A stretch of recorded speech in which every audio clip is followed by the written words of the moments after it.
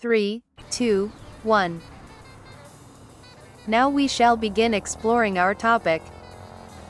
The Austro-Hungarian Empire, a historical overview. Introduction. The Austro-Hungarian Empire was one of the most powerful and complex political entities in European history. Existing from 1867 to 1918, it was a dual monarchy composed of Austria and Hungary, each governing its own territories while sharing certain institutions like foreign policy, military, and finance. The empire was a multi-ethnic state that played a crucial role in European politics, culture, and conflicts, ultimately dissolving at the end of World War I. Formation of the Austro-Hungarian Empire. The decline of the Austrian Empire.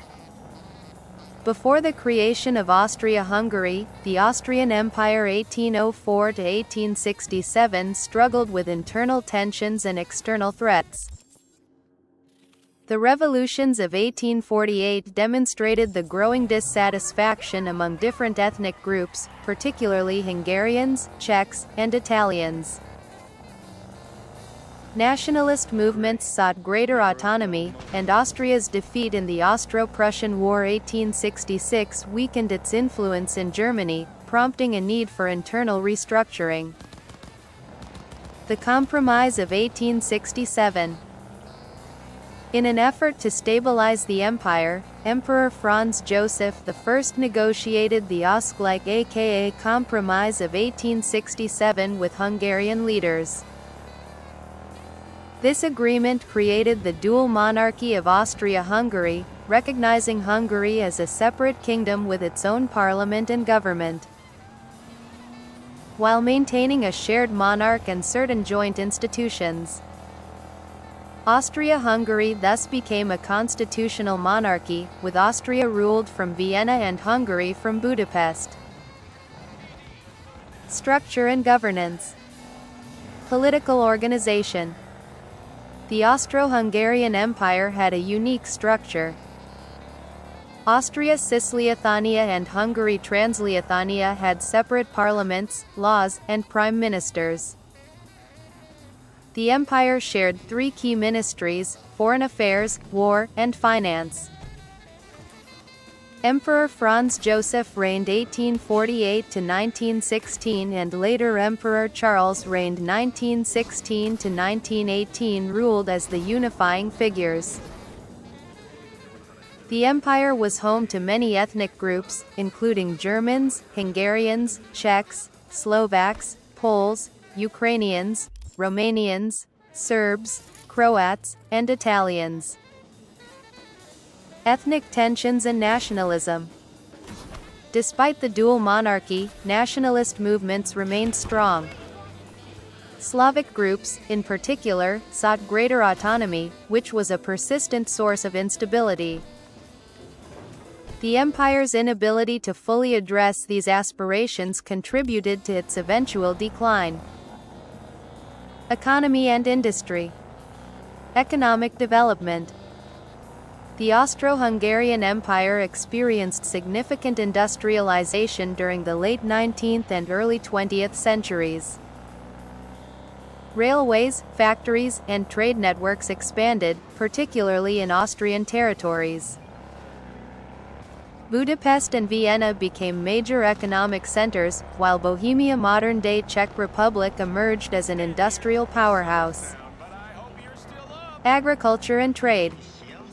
Hungary was primarily an agricultural economy, supplying grain and livestock. Austria was more industrialized, producing machinery, textiles, and steel. The empire had a complex trade relationship with Germany, France, and Britain, but internal tariff policies sometimes hindered economic growth. Cultural and scientific achievements. The Austro-Hungarian Empire was a hub of intellectual, artistic, and scientific advancements. Arts and literature. Writers and poets, Franz Kafka, Rainer Maria Rilke, and Arthur Schnitzler explored themes of existentialism and modernity. Music: Gustav Mahler, Johann Strauss II, and Anton Bruckner contributed to classical and operatic music. Science and medicine: Sigmund Freud revolutionized psychology with his theories on psychoanalysis.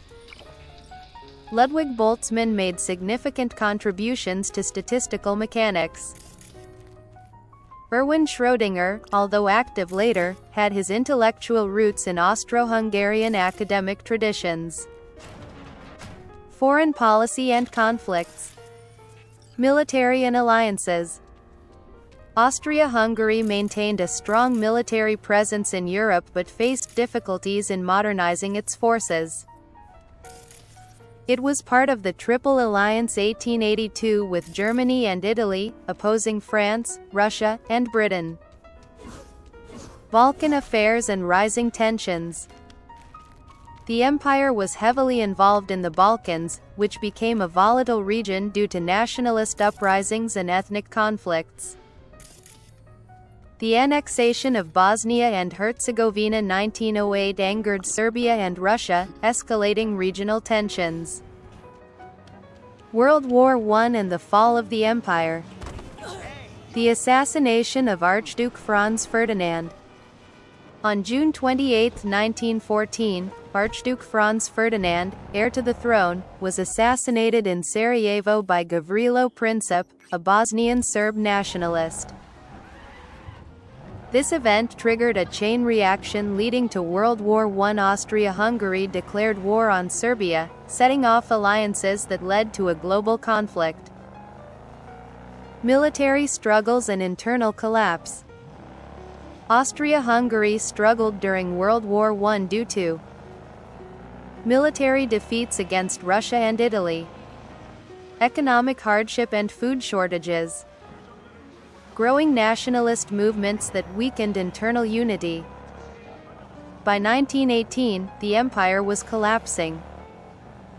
Various ethnic groups declared independence, and on November 11, 1918, Emperor Charles I relinquished control, marking the dissolution of Austria-Hungary.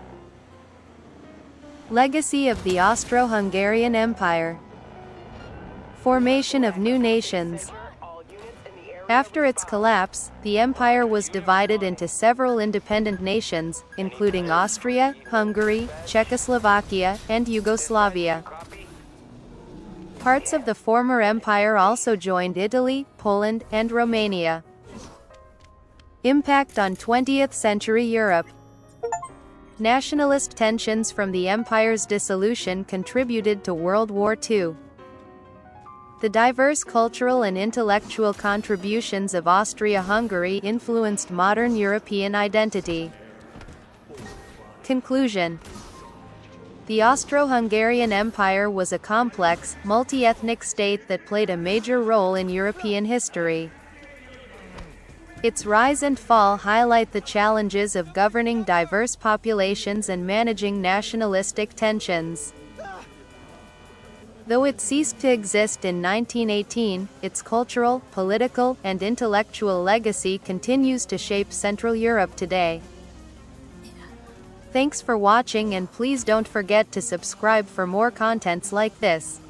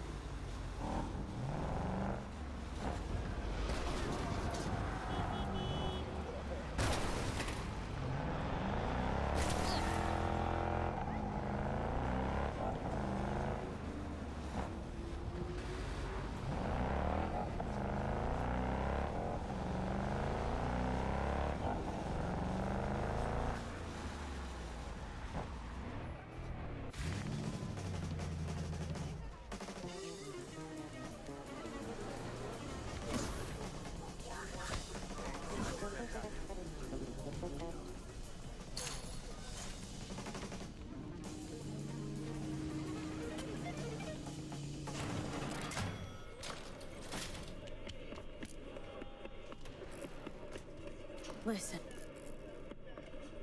No.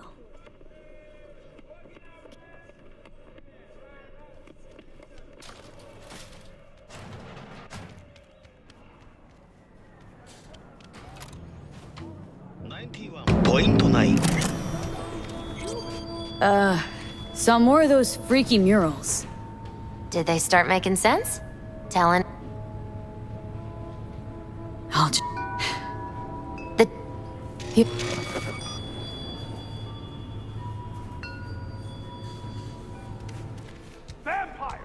What's this judgment about?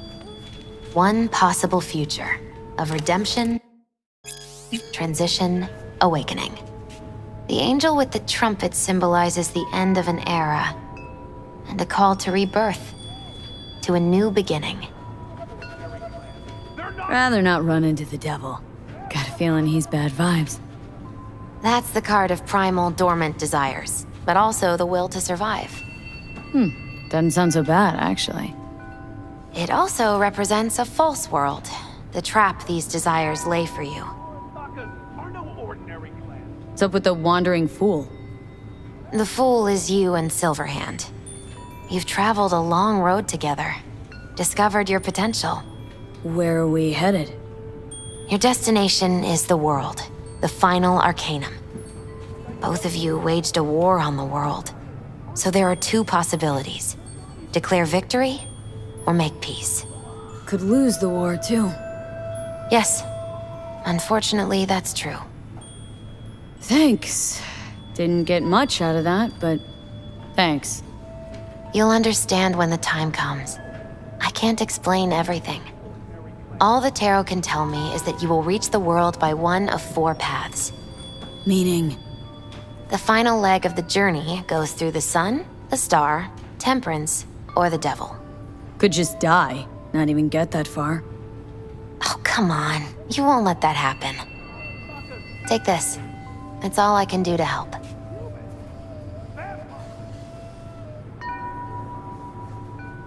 Good luck, V. On whatever road you choose.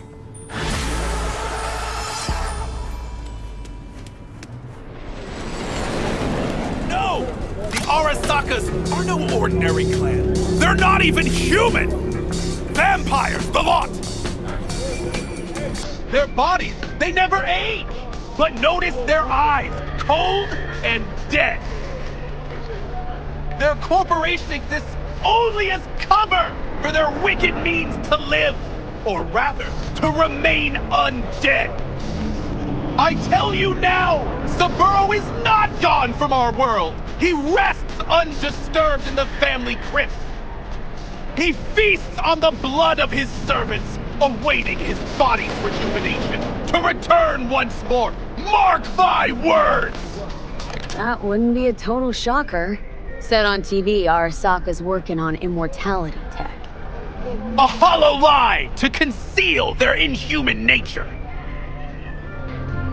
Its source flows not through technology, but through their undead blood. But how could mere mortals become these death-defying abominations, you ask? With the help of techno-necromancers from Alpha Centauri. It was their tainted blood Saburo Arasaka drank to transform himself into this devil spawn. Gary, you can't spill Arasaka's secrets. They gonna find you. Let them! The seed has been sown. The truth shall sprout roots and lift us from the invaders' clutches.